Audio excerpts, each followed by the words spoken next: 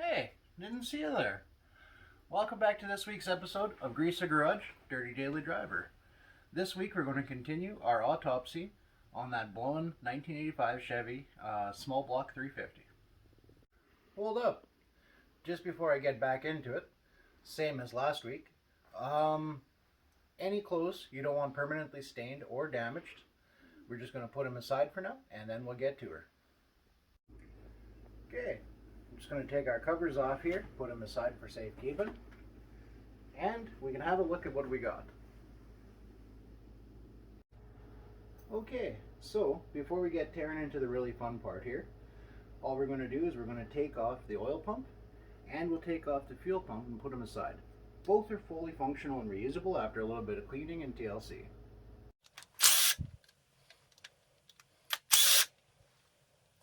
What I'll do is I'll just kind of speed this up in post-process, because this is kind of boring as hell. I don't think anyone really cares about that. Also, nasty.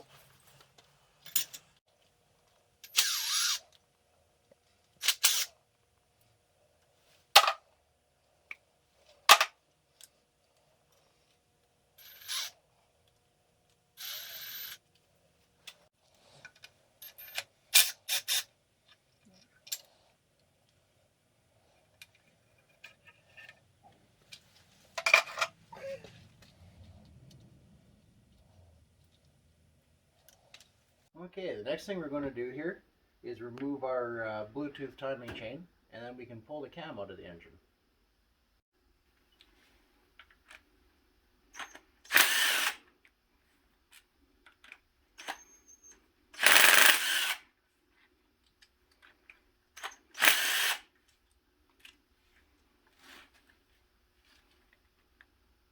Simple as that. Okay, the next thing we're going to do is we're going to pull that camshaft out right now. Let's take one of those bolts that we used and we removed to pull the gear out. We'll thread it back in and then we can use that to kind of massage it out. Here, have a look. Just put it in finger tight. It doesn't have to go deep, it's just to give us something to purchase on so we can give it a little yank here. Now, we'll grab hold of it and we'll slowly start working the lobes past anything they might be hung up on in there. Can be a little bit of a process, but as you can see, we're starting to work to the bearings, getting through.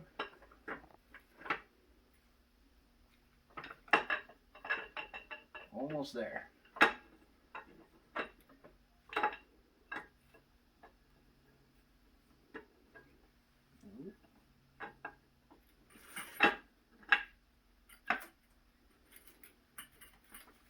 There we go. Okay, let's have a closer look at this guy. Okay, so as you can have a look here, there's some burrs and edges, but there doesn't actually appear to be anything other more than just a little bit of debris on it. So it looks like pretty standard wear and tear. We'll have a better, closer look at it at a later time here, just to make sure. Like you can see, there is a little bit of discoloration here, but I think everything should be within spec. Okay, so I was moving to put this back on the workbench and I noticed all over it there's all kinds of these little metal filings and chunks of debris. So that definitely means we do have some metal fatigue and chunks of metal floating in and around the internal workings, which is not a good sign. So we're going to have a closer look and see what other kind of damage we have floating around in there. Okay, I want you guys to come in here and have a little bit of a closer look. What we've got here, as you can see on our main caps, is that they are in fact 4 bolts. That means this is a 4-bolt main block. So what that means is that this engine more than likely will be worth rebuilding, because we'll be able to put more horsepower than you would into a 2-bolt main system. Let me explain that a little better. Okay, so what I meant there is you have the pistons rotating on the crankshaft there, delivering the drive to the vehicle, and as they go through their explosive and ventilation rounds, everything is driving and putting pressure on that crankshaft. Now you have your main cap bearings or your main caps rather, which are holding up the crankshaft into the engine block and stopping it from blowing out the bottom. On a 2-bolt system, you just have 2 bolts in there holding up that and withstanding all that pressure. 4-bolt system introduces 2 more, which gives you a little bit more surface area and, on theory, more pressure resistance. So, with this, we should be able to increase the horsepower on this engine just a little bit more than stock, and it should be well within the expectancies and tolerances of this particular engine block. This is definitely a good thing to find, and we know for sure then that this motor was in fact original to that 85 3/4 ton. Okay, so the next thing we're going to do is we're going to remove these caps from the connecting rods, which actually go to the pistons themselves. In order to access them, as you can see, they're all at different angles. What we'll do is we'll back off the ones we can access. We'll use this honking pipe wrench here, that's a technical term by the way, just to turn it a little bit so we can start accessing the other pieces. Okay, so we'll just take our impact here, hook it on,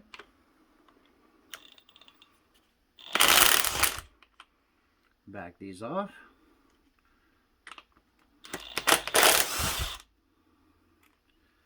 I'm going to carry on down the line doing that until we got them all loose.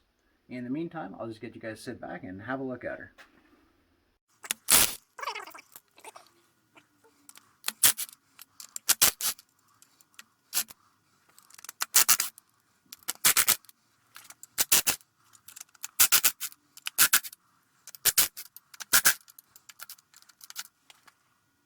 Okay, so the next thing we're going to do is we're going to separate these caps from the connecting rods themselves, and we'll do that with a persuader and a sacrificial drive here. This is a solid block of brass, which is a lot softer than steel, so it'll mar before the steel mars, even though we're not going to reuse any of these, but we'll just use these to separate everything, and then we can start driving the pistons out of the cylinders.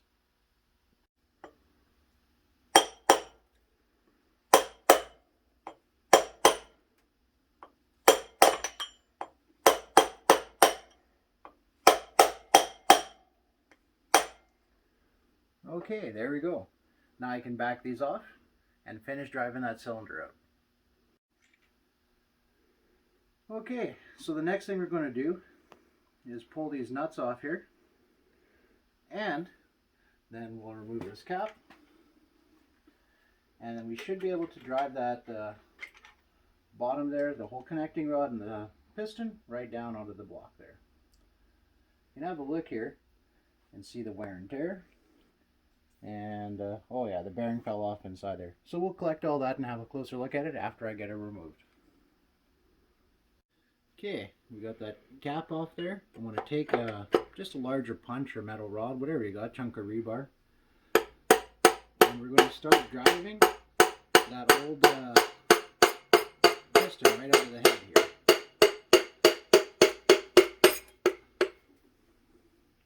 Almost there.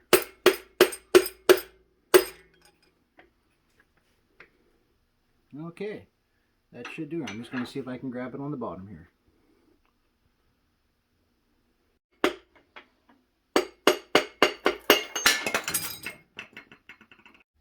Okay, as you might be able to see, it's pretty straight, so nothing really weird or deflected there. It looks pretty good. We've got our openings all staggered there, and actually the rings don't look too bad. Maybe a little bit too wide gap, but I'd have to measure to be sure. Oil ring's still in place, so nothing looks seized. It all looks pretty decent. So this piston's probably reusable, but we're going to replace them all anyways with something newer and a little better. Okay, so these are the bearings from inside there, and as you can see, they're not even really worn that badly. Like, there's a little bit of wear and tear on there, but nothing really that crazy abnormal. And you can see they still even have all their identifier marks and everything looks good, so that's kind of unfortunate that this crankshaft actually failed. Okay, I'm going to work on getting the rest of these pistons here removed, and then once I'm done with that, then we'll have a better look at the crank.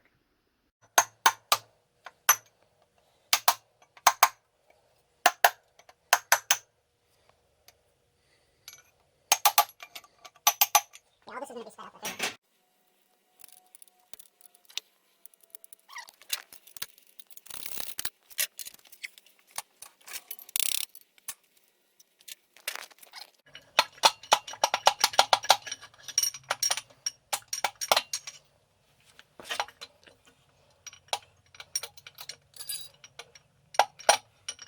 Almost out.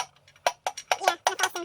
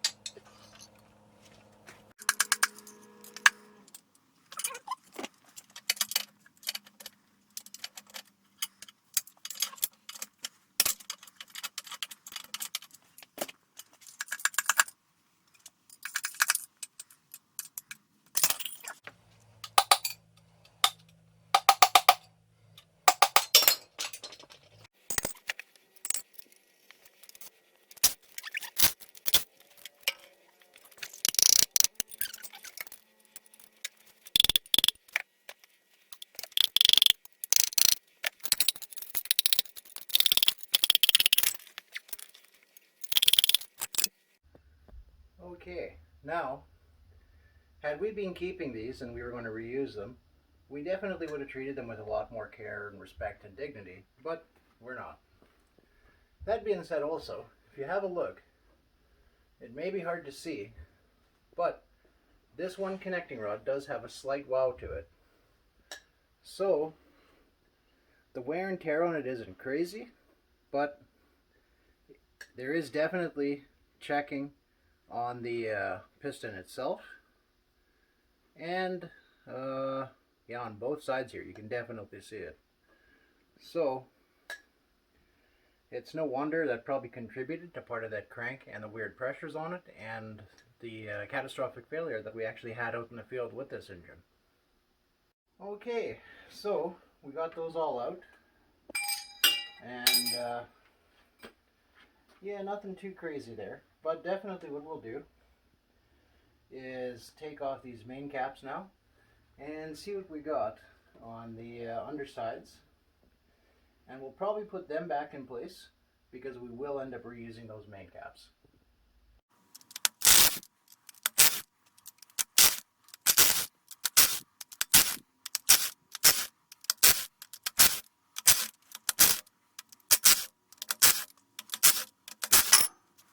Okay, now to get these caps off, we'll just massage them gently here with this rubber mallet, kind of give them a little tappy tap, and then we should be able to pull them out.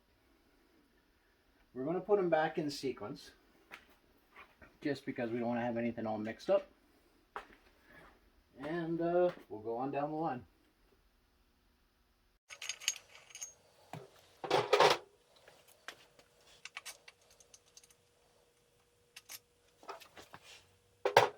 Doesn't it? Yep. Smells pretty terrible. It's not sure it does. Go to my restaurant and open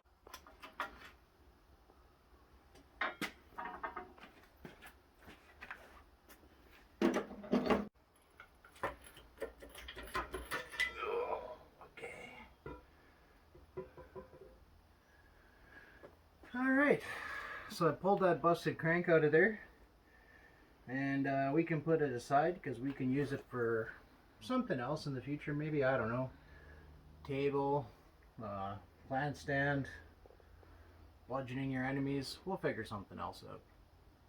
Stop, hold up, safety tip. Don't actually bludgeon your enemies. That can get you into a whole heap of trouble and could even land you in jail, which is definitely a bad time. Okay, so we'll just move this guy out of the way.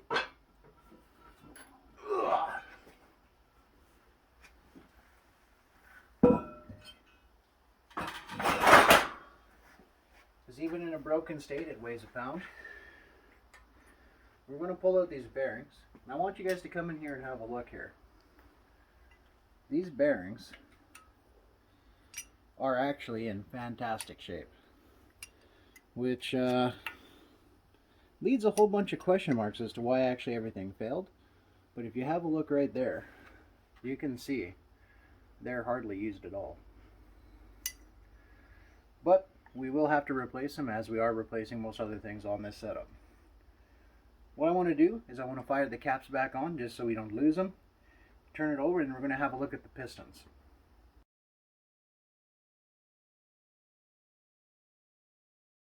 Okay, now what we're going to do is turn this over.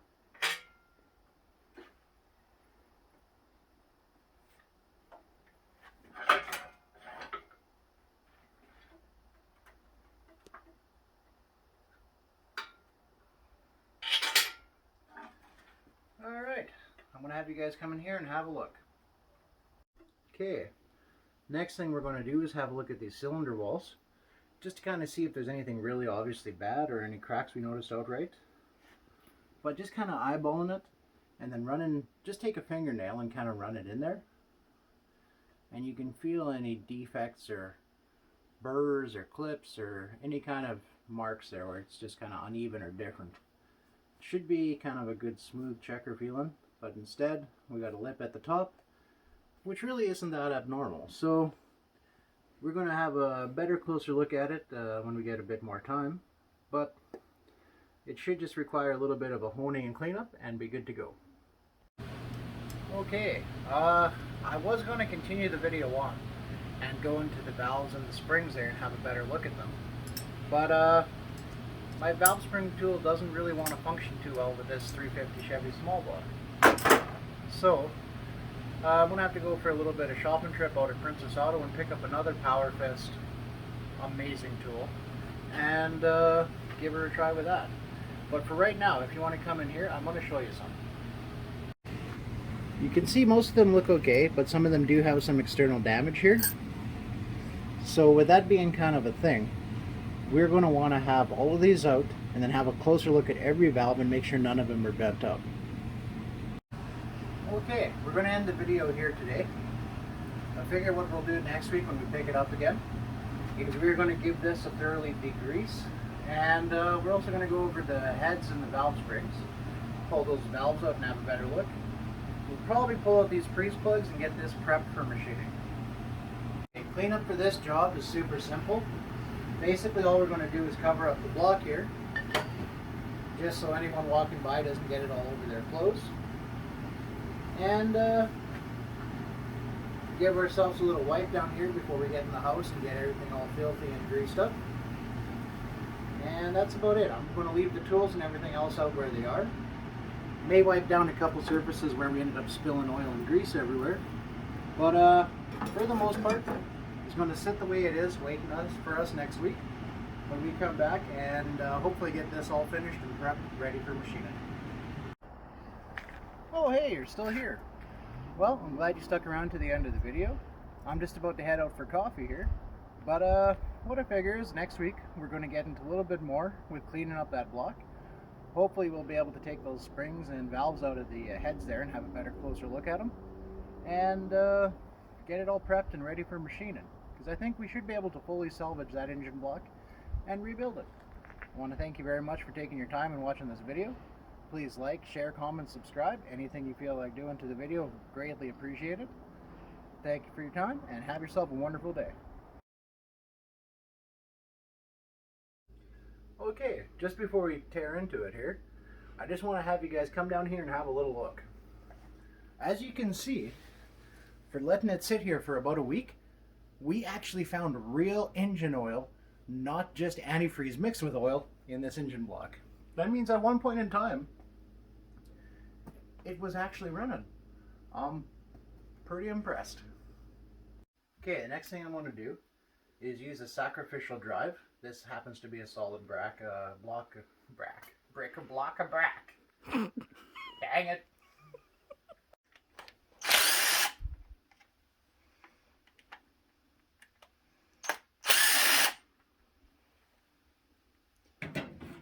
what I'll do is I'll just kind of speed this up in the post process, because this is kind of boring as hell.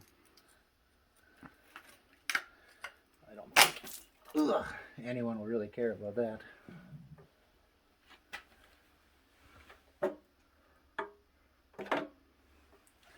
Also nasty. This is basically what professional editing looks like.